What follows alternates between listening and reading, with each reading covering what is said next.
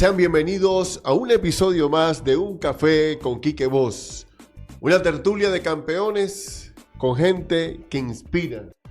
Bienvenido, licenciado Otto Cerezo, a este programa, a este espacio. ¿Cómo estás? Muy bien, Quique. ¿Tomas café? Claro que sí. Salud. Hagamos honor a nuestra maravillosa tierra. Este café es de pregonero, Otto. Excelente. De la tierra de mis padres, de un sector que se llama La Fundación. Qué bonito. Es antes de llegar a Siberia, está un pueblo que se llama La Fundación, una aldea que se llama La Urbina, y de ahí mi familia sigue cosechando café, así que salud. Salud. Bien bueno. Y muy saludable. Y muy saludable. tres cafés al día. ¿Cuántas tazas? Mira, de 3 a 5 tazas al día, los hepatólogos a nivel mundial han dicho que funciona como un secretolítico, un colagogo, un colerético. O sea, hacen que el hígado produzca sus secreciones y estimulan la vesícula para que drene su contenido, y eso está tasado. Se ha demostrado que el que toma café tiene mejor salud, tanto cardiovascular como hepática. Entonces, aquí en el Táchira estamos sanos. Y recordar que Táchira también fue gran productor de café a nivel mundial, ¿no? Exportábamos café.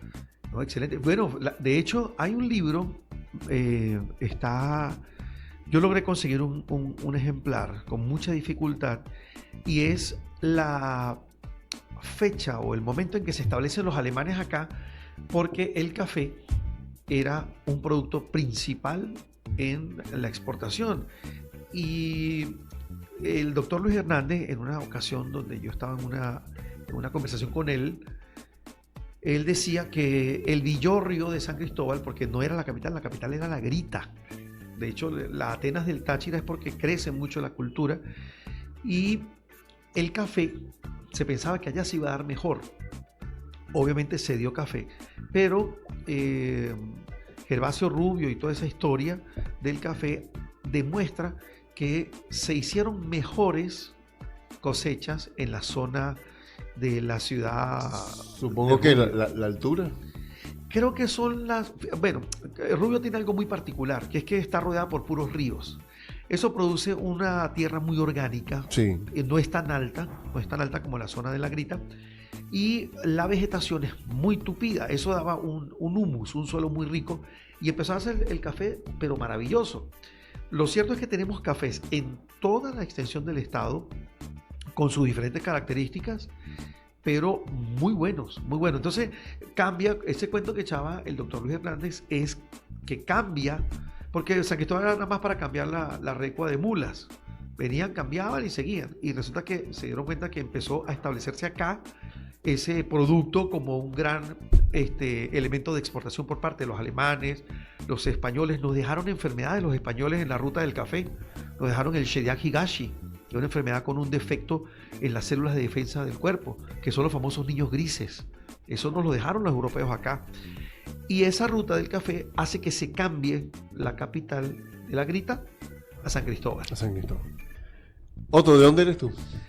Yo soy de San Cristóbal, nací en San Cristóbal, amo San Cristóbal, gocho por excelencia. Mi familia toda, absolutamente toda, viene de Apure, y mi padre de Guárico. O sea, eres de raíces llaneras. Totalmente.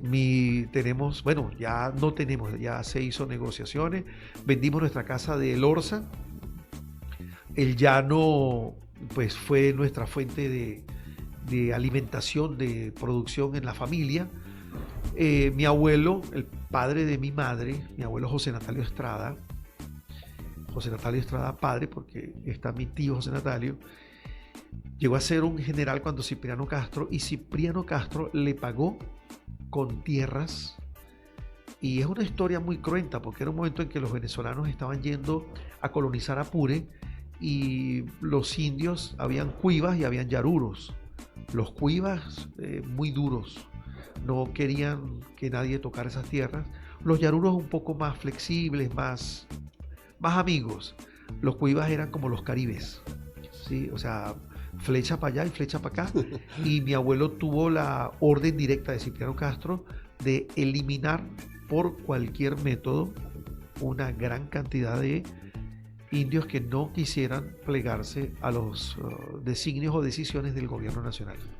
¿Dónde estudiaste, Otto? ¿Cuál es tu carrera académica desde la infancia? La ULA. Bueno, la infancia, desde que comencé, bueno, el Colegio Monseñor Arias, Monseñor Arias. con mi profesor Olivares. Un saludo a mi profesor Olivares, bellísima persona.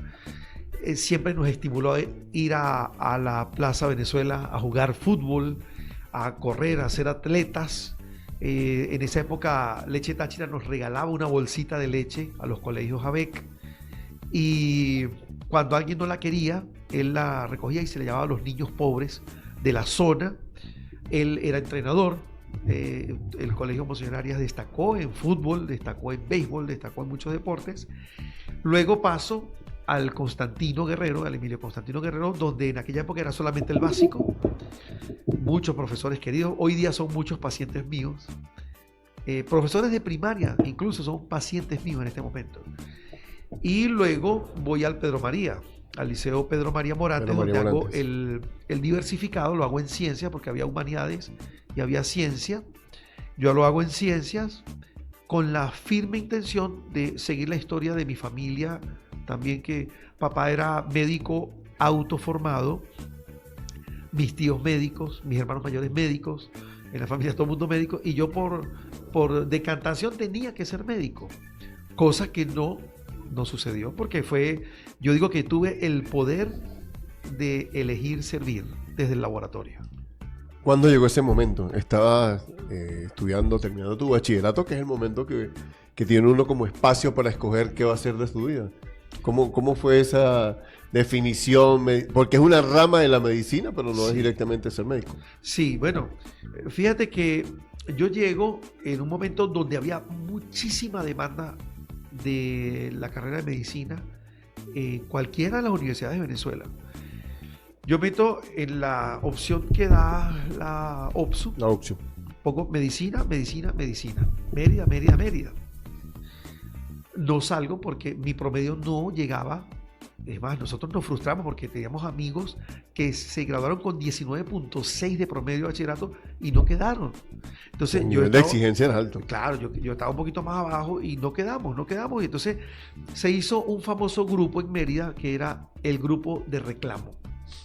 El grupo de reclamo éramos como 2.000 muchachos que nos reuníamos, hacíamos muchas reuniones, elaborábamos unas fogatas en la parte de Mérida, en la Hechicera, y reclamábamos y peleábamos y salíamos en prensa, en radio. Estaban formando la TAM, la Televisora Andina de Mérida, también nos entrevistaban y eso era una pelea constante. Y por el promedio, tenía en ese momento un hermano haciendo un posgrado de neurocirugía, el otro hermano estaba estudiando cirugía. Me dice, mira Otto, a ti te gusta la poesía, tú eres escritor, tú eres músico, tú eres una persona que le gusta la actividad social, artística, cultural, tú estás en varios grupos de lectura, de análisis de libros y esas cosas.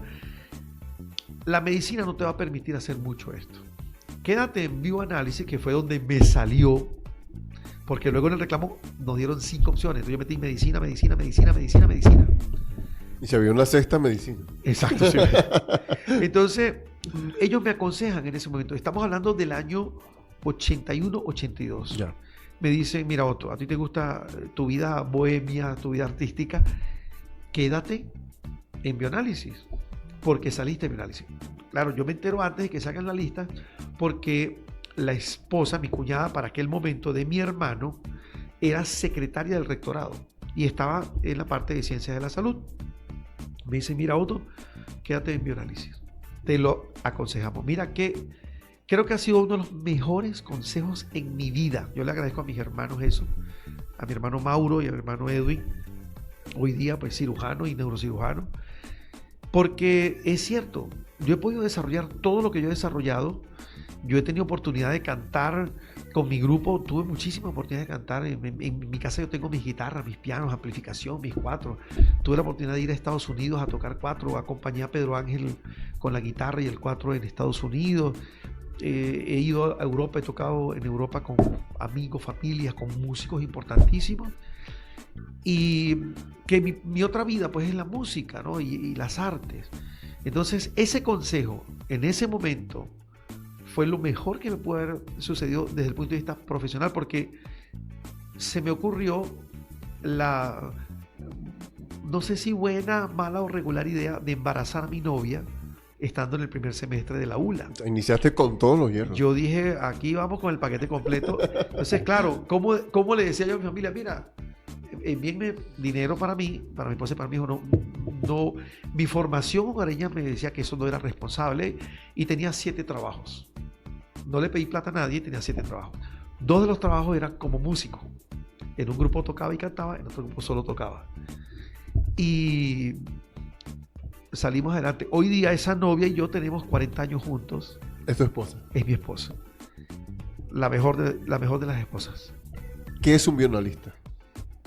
Un violonista es una persona intensamente curiosa, que tiene que prepararse constantemente, que hace análisis de plantas, minerales, animales, seres humanos, con el mayor nivel de ciencia, porque trabajamos a ciegas. Fíjate que cualquier persona del gremio de la salud tiene el paciente al lado. El nutricionista, el enfermero, el radiólogo, el médico, el farmacéutico, siempre interactúa con el paciente. Nosotros interactuamos fundamentalmente con un tubo que tiene sangre. Entonces, el hecho de trabajar a ciegas, sin no poder conocer tantas cosas del paciente, tenemos que tener muchísimos controles de calidad. De hecho, nosotros tenemos en el laboratorio 5 controles para poder iniciar el trabajo diario. Si no pasan esos controles, hasta que no logramos calibrar con controles de tercera opinión de calidad mundial, hasta que no hacemos eso, pues no arrancamos, para garantizar al paciente la calidad. Entonces, un violonista tiene que hacer todos los análisis. A veces uno sabe, antes que lleguen a las manos del médico los exámenes, ya uno sabe por dónde van los tiros. Y eso nos ha hecho útiles, tanto así que justo antes de pandemia, se hizo un trabajo en Europa, en más de 10 países, donde se determinó que el 73.14% de los diagnósticos clínicos que hacen los médicos se sustentan en exámenes de laboratorio. ¿Cómo fue tu primera experiencia laboral? ¿Te gradúas en la Universidad de los Andes? ¿Dónde inicias tu labor como violonista? Mira, me dicen, hay una suplencia en Colón. Y yo, cónchale, Colón, yo he ido para Colón, el Colón caliente, hay malaria, hay muchos zancudos. Pero salió del hospital una oportunidad de hacer unas suplencias. Esa suplencia se prolongó por 3 años, porque la persona a quien yo fui a suplir le habían dado un ascenso y tenía que irse a Coloncito, porque el cargo de ascenso estaba en Coloncito. Entonces yo me quedo allí y el director me llama luego de un año. Antes de un año me llama el director y me dice: licenciado, usted tiene derecho al cargo, porque usted ya tiene más tiempo de lo que dice la ley. Yo ajeno a todo aquello, o sea, uno recién graduado quiere trabajar y ver el paciente, la sangre, la muestra, todo aquello para uno es muy efervescente en ese momento. Y para mí no era relevante, sí, no, que la marca, para mí no era importante. Luego me di cuenta de la importancia de un cargo en el Sistema Nacional de Salud, sobre todo en el antiguo Sistema Nacional de Salud, donde había muchas preventas. Habían becas para los hijos, habían regalos para los hijos, había un sueldo muy bueno, habían vacaciones, habían aguinaldos, había bono de frontera, había una serie de preventas que eran muy estimulantes desde el punto de vista económico, sobre todo que ya yo tenía familia. Cuando yo estoy allá, pues llega la segunda bebé a la casa, mi hijo mayor y mi niña. Entonces, esa experiencia laboral en Colón me enriqueció mucho porque me permitió conocer al paciente, cosa que es más difícil en un hospital grande. Luego de 3 años sí, me dan el cambio a San Cristóbal, porque mi esposa, de verdad que estaba cansada, yo todos los días viajaba. A las 4:30. Colón, San Cristóbal, Colón. Todos los días. Era amigo de todos los profesores que también viajaban, porque no me llevaba ninguno de los... Nosotros teníamos una Brasilia, mi esposa y yo, que nos los había regalado el suegro, porque el suegro se había ido a hacer un posgrado a Estados Unidos y nos dejó una Brasilia. Y resulta que No la llevamos porque esa carretera era acabar un carro, esa carretera es difícil, la autopista estaba incompleta, entonces imagínate, pero hacer ciencia y poder crecer con esa ciencia en un pueblo como Colón me permitió ir buscando desde un inicio, buscando los elementos de calidad que puede tener uno como bioanalista. ¿Cómo nace este proyecto de laboratorio clínico Provida? ¿Sigue creciendo cerca del Hospital Central? Creo que fue una estrategia espectacular colocarla cerca del principal centro de salud de San Cristóbal. Bueno, fíjate que mucha gente no sabe, y creo que puede ser una primicia acá, que actualmente la sede principal, donde está ahí diagonal al Hospital Central, es mi casa materna. Mi casa... ¿Allí naciste? Sí. Y fíjate algo muy interesante. Hubo una interacción constante con el hospital. El hospital, yo recuerdo, era rojo con blanco. Donde están los balcones era rojo. Y yo veía eso de niño. O sea, te estoy hablando que yo nací en el año 65. Y yo veía eso, escuchamos las ambulancias. Muchas ambulancias se estrellaron enfrente de mi casa contra un poste que hoy día está sustituido por el pilote donde estaba el busto del doctor Lucio Oquendo, epónimo de la avenida Lucio Oquendo. Ese busto era de bronce y se lo robaron lastimosamente, no estaba fijo, estaba puesto solamente con el peso. Y ahí vimos ambulancias. Yo de niño vi accidentados, apuñalados, mucha gente ahí que los sacaban y mis hermanos ayudaban a sacarlos. Entonces crecimos ahí y mi casa yo la he ido transformando de forma tal de que es un laboratorio. Fíjate que vino una empresa muy importante a nivel mundial de China porque ellos quieren integrar unos equipos que tienen al laboratorio, unos equipos de una tecnología elevadísima y que ellos me garantizan que vamos a incluso mejorar el tiempo de respuesta y los precios. Ellos trabajan con grandes empresas mundiales en Europa y en Estados Unidos y están muy interesados en Provida porque ellos dicen que en el laboratorio tenemos una visión científica. De hecho, yo tengo más de 25 acompañamientos a médicos trabajando como tutor en sus tesis de posgrado y en investigación de los médicos. Y desde esa casa, que era mi casa, donde estaba el patio, hoy día es el comedor, donde era el garaje, hoy día es el depósito. Bueno, te podrás imaginar todas las transformaciones. Estamos conversando con el licenciado Otto Cerezo, bioanalista, músico, profesor universitario, también empresario, dueño, propietario del laboratorio clínico Provida en la ciudad de San Cristóbal, compartiendo esta bella tertulia de campeones en un café con Quique Voz, con personas que inspiran. Háblanos de su trayectoria en el área académica porque sé que ejerce la docencia. Sí, bueno, he tenido la bendición y la fortuna, digo yo, de haber sido profesor fundador de un posgrado y de una carrera. En la UNED fundamos la carrera de citotecnología, que entró como una carrera corta de salud. Estaba inicialmente dirigida por un grupo de profesores, de los cuales algunos han fallecido, otros se han ido, pero los que quedamos estamos ahí al pie del cañón. La carrera no está activa, pero seguimos en la parte de citotecnología estando pendiente.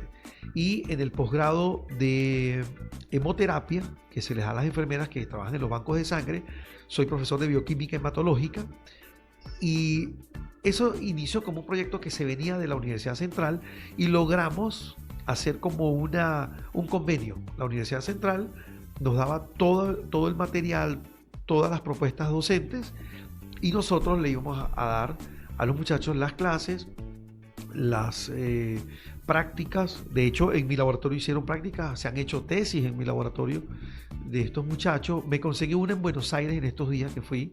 Una de las alumnas me la he conseguido allá. Fue una de... ¿Ejerciendo? Está ejerciendo como citotecnólogo y esa pasión docente siempre ha venido también desde muchos años, porque cuando yo me gradúo, que voy a Colón, al mes, yo me gradúo en abril, en junio empiezo la suplencia y en julio llegan 2 pasantes de la ULA, mi alma mater. Yo tenía que retribuir y ser muy responsable. De hecho, tengo 33 años de graduado y tengo 33 años recibiendo pasantes de ULA, UDO, Luz, UDES, Unipamplona, de la parte internacional. Y nosotros tenemos un laboratorio de tipo docente. No solamente es un laboratorio especializado en la parte de biología molecular, genética, infectología, sino que también tenemos la visión docente. O sea que los pasantes que llegan al laboratorio salen de verdad, no es porque lo diga yo ni quiera con una falsa modestia decirlo, no, yo tengo que reconocer que se les exige, todos los días se hacen revisiones de casos, ellas hacen ponencias, las muchachas y los muchachos, y eso está unido a la universidad. Aparte de eso, me han invitado de varios posgrados a dar algunas materias, me han invitado de 5 universidades, estudiando en este momento asesoría académica a 5 universidades, y eso pues creo que es como una obligación que tenemos, ¿no? Los Andes, yo veo a Pío Gil, veo a Pedro María, pues, obviamente la misma persona, Pío Gil y Pedro María Morantes, en el arte de la docencia, en el arte de la academia, y yo creo que desde muchos años atrás tenemos esa historia docente, y yo dije, bueno, esto es también un tren donde uno hay que montarse. Esa pasión por la música, ¿cuándo nació? ¿Cómo la descubriste? ¿La sigues desarrollando? ¿Sigues guitarra en mano? ¿Todavía compone? Sí. ¿Recita poemas? ¿Le da serenata a su esposa? Sí, claro, todo eso en la casa. Las reuniones en la casa siempre están acompañadas de un buen vino y de buena música. Buenísimo. Siempre nos reunimos allí. La última reunión que hicimos estuvo Virgilio Armas, estuvo Heavy Méndez, médico también, estuvo el Mono, mi querido amigo Edgar el Mono, percusionista, Manuel Chaparro, mi querido amigo Chapi. Estuvimos haciendo música hasta las 3, 4 de la mañana, porque la verdadera fiesta es donde tú puedes interactuar con todos y hacer feliz a todos los que van a tu casa. Entonces, la música, yo desde niño, desde los 6, 7 años estoy tocando 4. Logré alcanzar un buen nivel en 4, muy buen nivel, y obviamente también estaba la guitarra, estaba el piano, la bandola, la percusión menor. Y como yo trabajé de músico en Mérida, en 2 agrupaciones como te comenté, y luego en las vacaciones hacía las suplencias aquí a los cantantes amigos. Mira, tú una suplencia que yo tengo que dejar. Yo venía a mis vacaciones y hacía suplencia. Aparte de eso, pues mi suegro es autor del coro del himno de la UNED. Fue director del coro de la UNED, el profesor Rubén Rivas. En Mérida, el abuelo, el padre de él, fue el que hizo el himno de la ULA. Entonces, claro, me consigo yo con una novia que canta en un coro, que es muy linda, muy bella, y se conjuga no solamente lo profesional, sino también la música. Entonces, claro, eso nos mantuvo en ese momento. Duré 25 años tocando 4 en guitarra y en algunos casos percusión menor, con la agrupación Niños Cantores del Táchira, con la cual logramos ir 2 veces a Estados Unidos como una delegación cultural musical de Venezuela. Yo recuerdo que nos reunimos con el presidente Carlos Andrés Pérez en una ocasión, que fue uno de los que financió ese viaje, y fue muy bonito porque él hablaba del acervo cultural tachirense y de la musicalidad que hay en el Táchira, que es maravillosa. Otto, tu visión de país como empresario. Sé que hemos pasado momentos difíciles en el país, en todos los niveles. ¿Cómo mantenerse en el tiempo? ¿Cómo seguir apostando a Venezuela? ¿Cómo seguir bregando y haciendo trabajo social? Te conozco bien de cerca y sé el trabajo social que haces por aquellas personas que de una u otra manera van y piden ayuda en el laboratorio de forma profesional en cuanto a análisis de resultados. ¿Cuál es tu visión como empresario? Bueno, yo creo que uno debe tener como las gringolas del caballo. En una va la ciencia y en otra tiene que ir el componente humano y no mirar a los lados. Tener como meta educar, ser buenos en lo que hacemos. Que si por los lados vienen otros caballos corriendo con algunas otras intenciones, yo voy con mis dos gringolas aquí, viendo solamente el norte de servir, de ser bueno y de tener la capacidad de cada cosa que sea una innovación en el laboratorio, hacerla. Porque yo no puedo ser feliz si a mi alrededor hay gente infeliz. Y nosotros hemos tratado en buena medida, el contador me odia porque el contador me dice, ten cuidado, porque siempre estamos en un borde muy delicado, porque nosotros regalamos más del 20% del trabajo. Lo regalamos como labor social. Y eso hace más de ya 30 años. Que alguien llegaba y no tenía, no importa, vamos a hacer el examen. Lo importante es que ese paciente resuelva. Nosotros hemos llegado a este momento a ser quizás el segundo laboratorio con los mejores equipos a nivel mundial de biología molecular automatizados. No hay en Venezuela un laboratorio, solamente el laboratorio examina en Caracas y nosotros tenemos los equipos para en una hora decirte si tienes una infección bacteriana, viral o micótica por hongos, con los genes de esos animalitos que te dicen si son resistentes a algún antibiótico, algún antimicótico, algún retroviral. Eso es que en una hora tú le des esa respuesta a un paciente, lo estás sacando de una UCI, lo estás sacando de una situación crítica. Y ya dentro de año y medio, 2 años, debemos tener acá un equipo que se llama Maldit Off, se llama. Suena cómico porque el nombre será Malditov, pero es Maldi. Al español. Sí, exacto. El Maldi es un equipo que en 10 segundos te dice todo eso. Es una maravilla de equipo. Entonces siempre hemos apuntado a crecer, a crecer, a crecer, a reinvertir, a reinvertir. No somos un laboratorio que quiere dinero. A mí en ninguna materia en la universidad, ni en ningún diplomado, ni en ningún estudio que yo he tenido, me han dicho cómo hacer plata con la profesión. Yo creo que el compromiso de nosotros en lo humano, en lo político, en lo social, en lo científico, es ser buenos en lo que hacemos. Si somos buenos, educamos al pueblo, sanamos al pueblo, ayudamos a la gente que está en nuestro entorno, creo que estamos haciendo la labor que todo profesional debería hacer. Porque fíjate la responsabilidad tan grande. Tú te ves en un micrófono, fíjate la información que nosotros podamos tener en nuestras cabezas y en nuestras almas y corazones llegan porque tú existes. Quique Voz está presente y es un canal para que nosotros podamos llevar todo esto. Para transmitir esos conocimientos. Y fíjate, sin ti no hay esta idea en la gente. Entonces todos tenemos como una porción de esfuerzo, una porción de vamos a hacerlo, y humanidad, ciencia por aquí y hacia adelante, buscando ser buenos en lo que hacemos. A mí no me da muy bien en los idiomas, en el inglés, pero yo no me imagino estudiar alemán. ¿Por qué se te dio estudiar alemán? Sí, no, es que... Bueno, si yo tengo complicaciones con el inglés, tú te puedes imaginar qué me puede pasar con el alemán.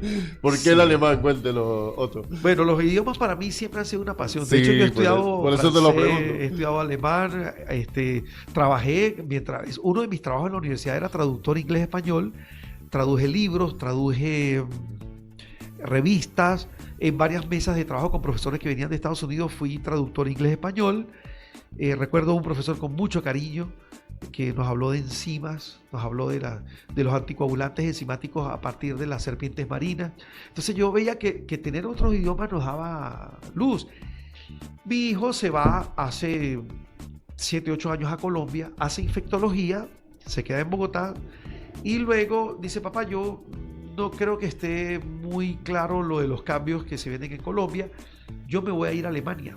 Ella tenía 2 años estudiando alemán y se fue a Alemania. Hoy día está haciendo cardiología en el hospital número 1 en Europa, que es el Charité. Está haciendo cardiología. Es un grupo muy exigente. Es un laboratorio que tiene todos los jugueticos para uno ejercer la cardiología desde el punto de vista top. Está estudiando cardiología. Está haciendo cardiología, es su segunda especialización. Él es médico y es un apasionado. Yo pensaba que yo leía mucho, yo leo 3, 4 horas al día y reviso los artículos y yo duermo normalmente de 1 a 3 de la madrugada. Entonces los alumnos me llaman porque tengo que estar pendiente de las tesis y de todo aquello, sobre todo los muchachos de medicina, con quienes el hecho de tener otros idiomas me ha dado muchas puertas. Entonces dije, nada, no es posible que mi hijo hable alemán y yo no hable alemán. Yo he ido varias veces a Europa. En el segundo viaje nos topamos con unos médicos amigos de mi hijo y uno me dijo, ¿usted no quiere quedarse trabajando acá? ¿Cómo es el laboratorio? Le dije yo, así, o sea, un laboratorio soñado, casi como el mío. Con todo. Casi como el mío. Y yo le dije, pero es que yo no hablo bien alemán, apenas estoy aprendiendo. Me dijo, no importa, usted habla inglés, con eso se maneja. Yo dije, pero es que yo tengo allá mi laboratorio. Me dijo, piénselo. Porque a Alemania se están yendo los profesionales al Medio Oriente por una razón de tipo económico. O sea, se pueden ganar 5 o 7 mil euros en un especialista en Alemania, pero les pagan 18, 20, 22, 25 en el Medio Oriente. Porque el Medio Oriente no tiene esa universidad, no tiene esa costumbre. Si Alemania lo forma. Exacto, eso es correcto. Entonces, nada, estoy aprendiendo alemán. Creo que luego del alemán voy a estudiar mandarín. Porque ya me la complicaste, ¿no? Ya. China, madre mía. En inglés, alemán y mandarín. Sí, yo creo que esos alemanes, esos chinos y Estados Unidos van a desde el punto de vista científico, fundamentalmente, clínico, médico, laboratorio. Yo tengo muchos equipos de Alemania, muchísimos. Y tengo unos equipos que son de China, que son de patente alemana, y los alemanes los mandan a fabricar en China y les hacen los controles. Los alemanes no dejan que los chinos hagan las cosas a la ligera. Ellos se van a China y hacen todos los controles. Tú ves que hay muchas guerras y muchos conflictos bélicos y geopolíticos y sociopolíticos, pero en el mundo de la ciencia todo el mundo es uno solo. Cuéntenos el antes, el bioanálisis antes de la pandemia y post pandemia. Increíble, mira. Eso causó como una franja, un cisma, una grieta, el antes y después en el desarrollo tecnológico, la prontitud de los resultados y la asertividad. Hoy día yo estoy en un grupo internacional que habla del post-COVID, porque es que el COVID no se ha ido. Se pegó y se desarrolló como post-COVID. Pero el laboratorio antes del COVID veníamos haciendo un trabajo general, excelente, las novedades eran muy buenas, pero en el COVID, yo recuerdo que el doctor Reggie Barrera, epidemiólogo jefe en el Táchira, la doctora Baidi Fernández, infectólogo, y mi persona en la UNED dimos una charla el 11 de febrero del 2020. Porque teníamos que hablar de un virus que venía por ahí que no sabíamos cómo era. Yo tenía una preparación previa cuando fui jefe de servicio en el laboratorio del Hospital Central, donde tuvimos que hacer un trabajo con la influenza, donde incluso cuando uno sacaba las matemáticas uno veía que tenía que morirse 500.000 de personas si llegaba la influenza con la afección aviar. Y resulta que esa preparación, cuando tú ves ese antes y ese después, te es muy útil. Porque yo en la ponencia yo digo, la vacuna la tenemos que tener muy pronto. Eso fue en febrero. En marzo declararon la pandemia. En mayo, Putin y su hija se vacunaron con una vacuna que estaba fundamentada en la tecnología del MERS o del SARS-1. Este es el SARS-2. Entonces, a nivel de laboratorio se empezó a compartir mucha más información y no hubo restricción de tipo científico. Tú hablabas con cualquier persona a nivel mundial y compartías conocimientos muy llanamente. En este momento se ha cerrado un poco esa puerta por intereses económicos, pero incluso se generó un comité. Tú sabes que para que una prueba salga o para que un medicamento salga, tiene que pasar por muchísimas pruebas, y en este momento se logró hacer como un salto por encima de todos esos complicaciones burocráticas y poder publicar más rápidamente y seguir estudiando sobre lo publicado. Entonces, el laboratorio es el que define cuándo hay y cuándo no hay COVID. Yo tuve la responsabilidad, incluso cuando inicialmente el Estado a través del gobierno no permitía que se hicieran las pruebas, porque obviamente pues era una cuestión de seguridad nacional. Nosotros empezamos a recibir de las empresas equipos y reactivos para probarlos. Yo recuerdo que yo tenía en mi laboratorio los equipos que Trump salió hablando con sus equipos, salió en una ponencia que era presidente él. Ese equipo lo tenía yo en el laboratorio ya para esa fecha. Lo logré conseguir, lo logré traer. Hoy día tengo 3 mejores que ese, y nos dimos cuenta que ese laboratorio que venía haciendo las cosas bien, investigando, estudiando, elaborando, saltamos a tener un protagonismo esencial.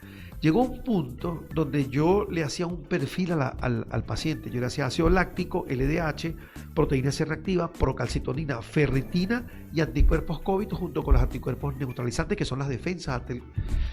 Según esos números yo decía, este se muere, este no se muere, este se muere, este no se muere. Horrible. De alguna manera te da una estadística. Sí, terrible, terrible. Nosotros llegamos a hacer... Yo tengo un museo histórico en mi laboratorio. Yo guardaba de cada prueba que hacía la bolsita de desecante que traía. Y logramos recolectar, bueno, yo conté, imagínate las que boté, porque las boté, otras las usé en los instrumentos musicales para quitar la humedad, pero logré contar 7.280 bolsitas en un periodo de casi 2 años. Esa fue la cantidad de pruebas que hice yo. Los demás laboratorios hicieron también muchas pruebas. Hoy día se reconoce al laboratorio como un elemento o como una institución de carácter diagnóstico que tiene mucha importancia. Mucha importancia. Algo muy importante, el avance de la tecnología, la incorporación de la inteligencia artificial. ¿Cómo está el presente tecnológico, de avanzada, de vanguardia en el bioanálisis? Bueno, nosotros estamos trabajando con inteligencia artificial ya hace más de 1 año. Tenemos un equipo que él lee solo, él solito, le colocamos las muestras de orina y él lee la orina automatizado. O sea, ya no hay que meterla en un vaso y ponerla por acá y mirarla y echarle las cruces, hacerle todo aquello. No. Ya hoy día el equipo tiene menos presencia humana, menos riesgo o una óptica humana. Sí, de hecho hay una norma en estadística que uno estudia en bioquímica clínica que dice, entre más pasos estén presentes en las manos del hombre, mayor posibilidad de error existe. Y es verdad. Entonces, ¿qué pasó? Nosotros hicimos un convenio con un equipo que tenemos uno en este momento de hematología y uno de orinas, que él tiene un microscopio y hace 40 microfotografías por segundo y las compara con un banco de memoria que inició con 4 millones de fotografías para comparar. Cuando él ve una imagen que no entiende porque hay una mezcla de 2 cosas que se pegaron o hay un parásito que no lo conoce, él te pregunta, ¿tienes esta imagen? Y te la muestra en el monitor, ¿tienes esta imagen? Entonces tú la ves, esto y esto. Tú lo defines y él lo aprende y se comunica con todos los equipos a nivel mundial porque está conectado en línea y le dice a todos los equipos, mire, cuando vean esto, es esto. Obviamente tenemos esa interacción con muchos profesionales.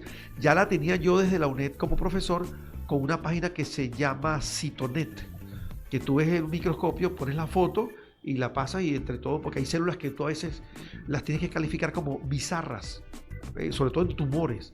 Bueno, pero este equipo de orina ya tiene inteligencia artificial y le dice a los demás equipos del mundo y los demás equipos del mundo le dicen a uno el tipo de imagen y te estoy hablando que eso se hace en 44 segundos. Wow. En 44 segundos. Entonces, la inteligencia artificial nos está diciendo 2 cosas. 1, que tienes que elevar tus niveles cognitivos, tienes que ser mejor en lo que haces. Y segundo, tienes que trabajar para que el diagnóstico sea suficientemente útil, tienes que tener equipamiento que sea susceptible de recibir conocimiento a través de la red de inteligencia artificial. Hay laboratorios acá que tienen sus equipos básicos, pues son buenos, sí, pequeños. Pero yo siempre le digo a la gente, usted tiene la oportunidad de ir a Margarita en un Volkswagen del 69 o en un Mercedes-Benz SLK 280. Usted coge en qué se va. Esa es su decisión. Esa es su decisión.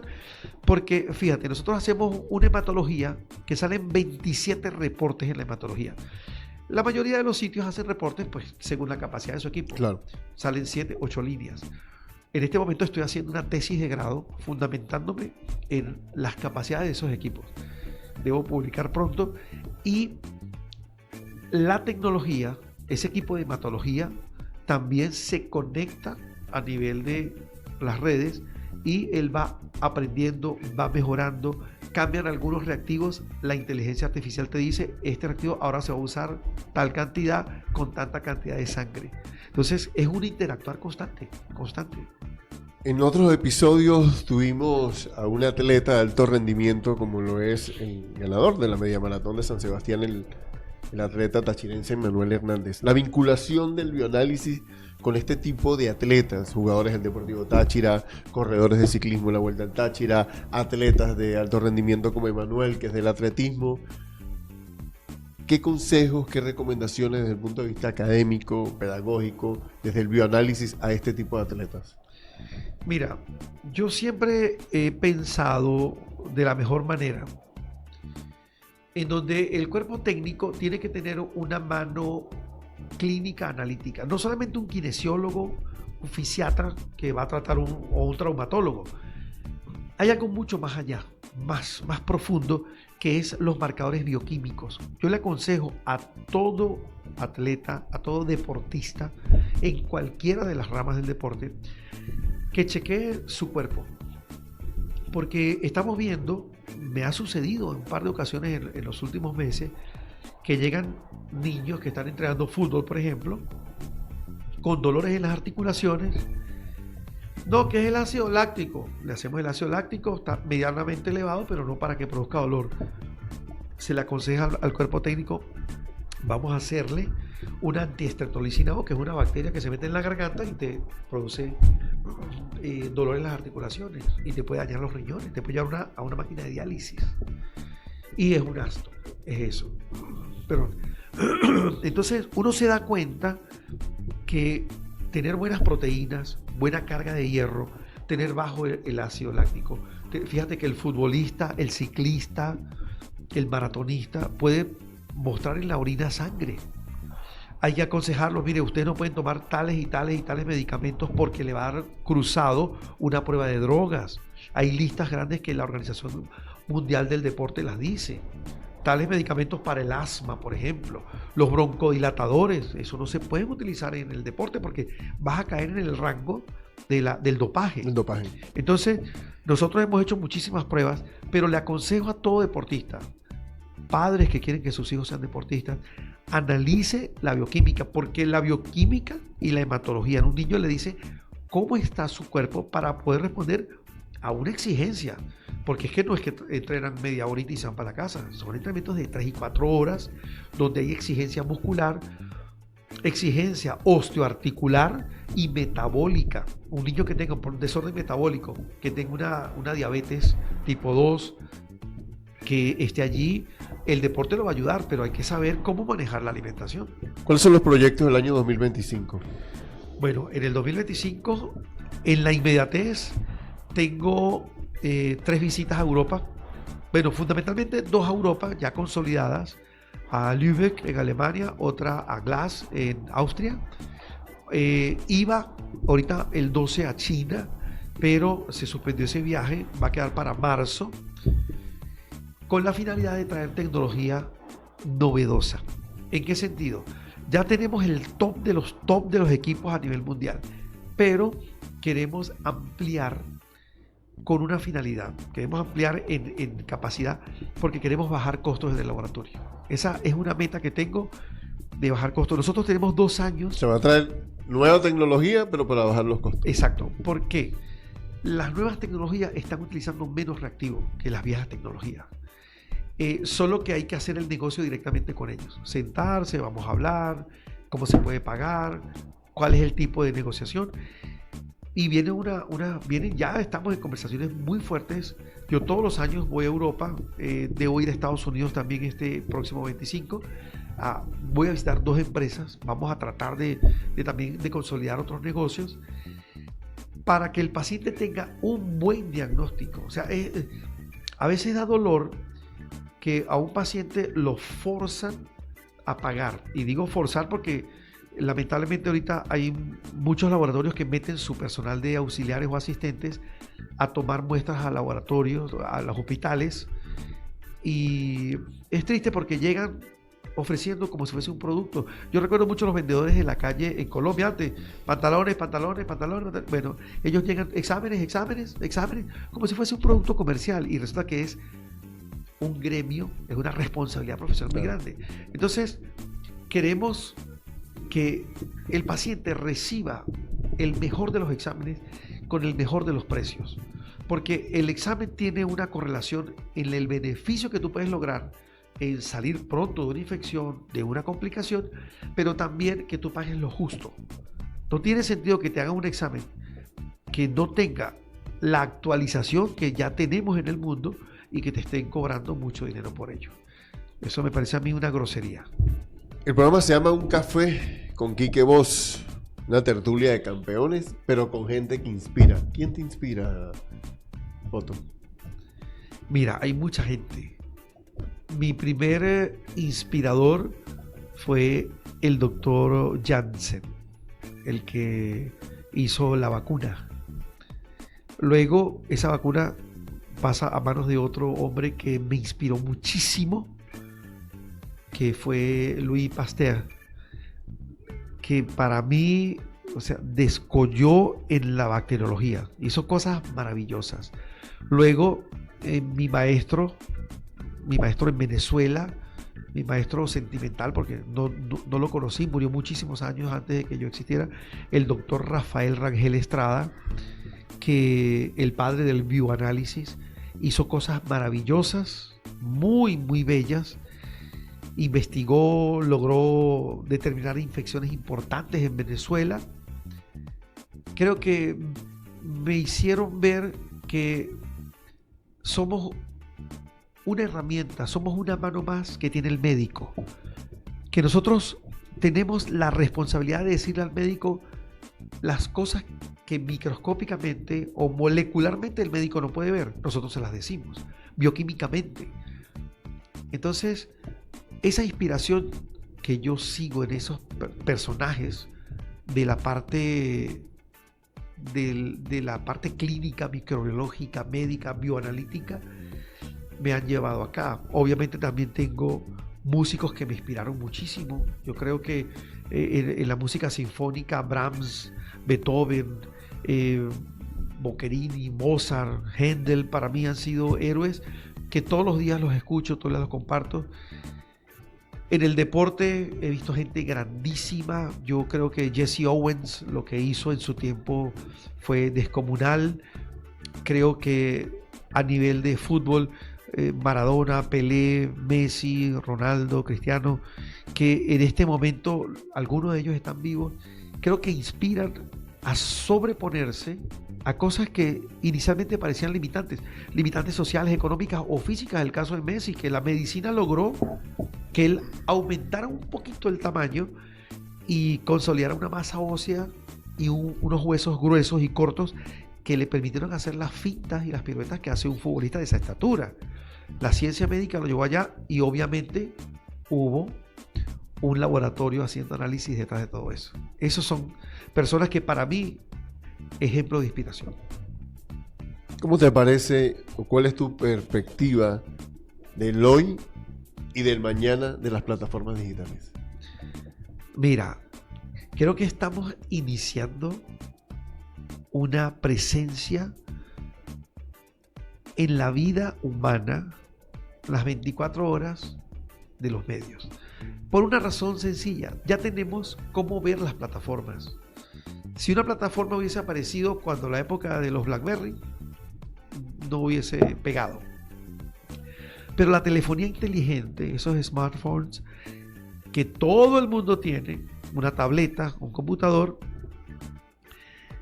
hacen que cualquier idea, cualquier intención, ya sea educativa, informativa, publicitaria, de opinión, diálogos, llegue directamente a la gente que las va a consumir.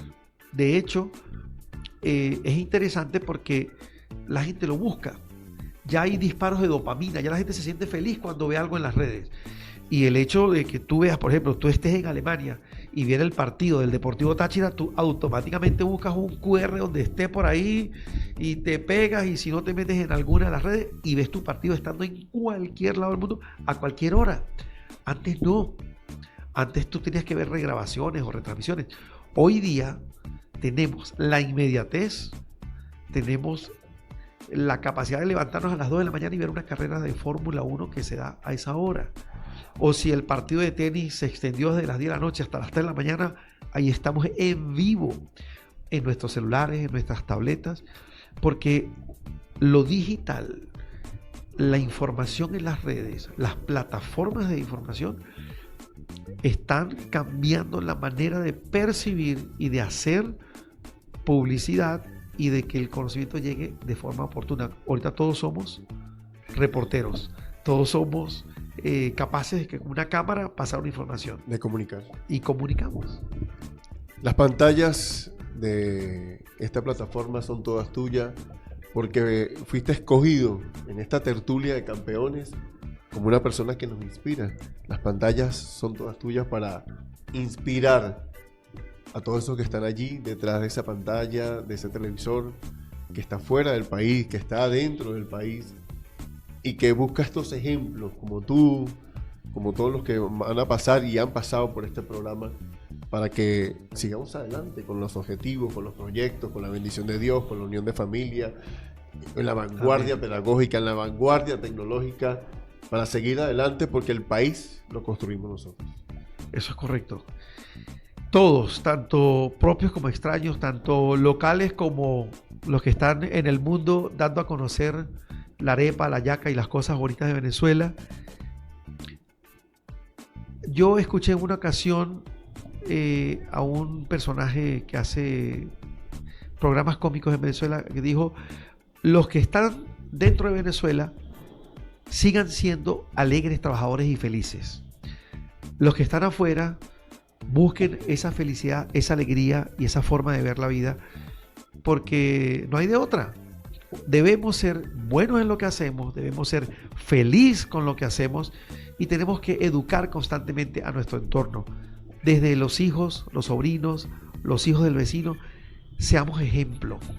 Seamos personas que busquemos el amor por lo que hacemos y que toda cosa que se haga día con día llegue afectando positivamente y siendo esa persona que acompaña la alegría, el bienestar y mantener en alto, sobre todo nosotros los gochos, los andinos, los tachirenses, que tenemos esa chispa. Seamos siempre buenos y busquemos la alegría en todos. Otto, muchísimas gracias, hermanos. Gracias a ti por la invitación y bueno, me queda pues augurar lo mejor para ti y para todo tu equipo, que hacen las cosas con amor, con ganas y para adelante.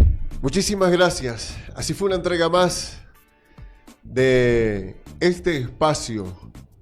Un café con Quique Voz, una tertulia de campeones con personas que inspiran.